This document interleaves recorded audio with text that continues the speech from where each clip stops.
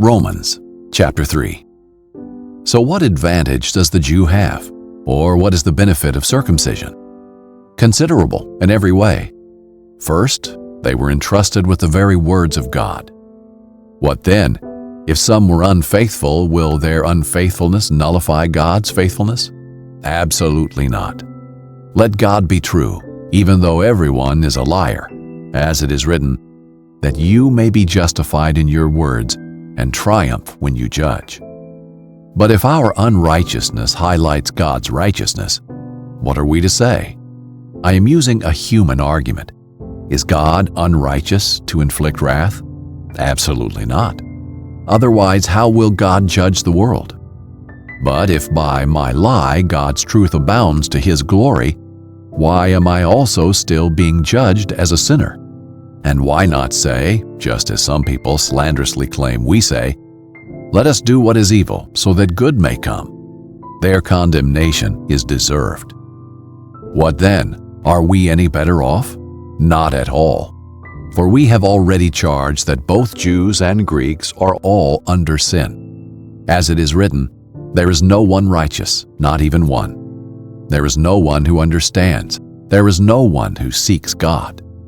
All have turned away. All alike have become worthless. There is no one who does what is good, not even one. Their throat is an open grave. They deceive with their tongues. Viper's venom is under their lips. Their mouth is full of cursing and bitterness. Their feet are swift to shed blood. Ruin and wretchedness are in their paths, and the path of peace they have not known. There is no fear of God before their eyes. Now we know that whatever the law says, it speaks to those who are subject to the law, so that every mouth may be shut, and the whole world may become subject to God's judgment.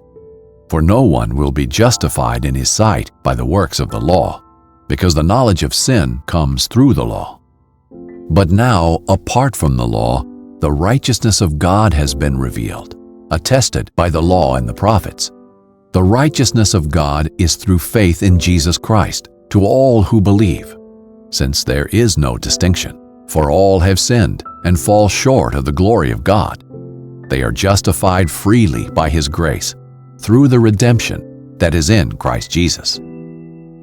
God presented Him as the mercy seat by His blood through faith to demonstrate His righteousness, because in His restraint God passed over the sins previously committed.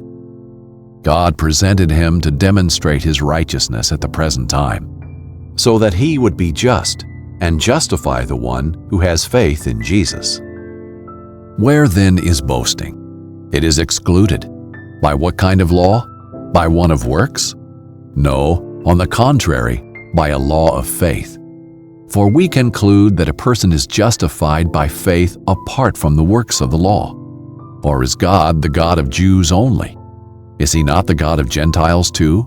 Yes, of Gentiles too, since there is one God who will justify the circumcised by faith and the uncircumcised through faith.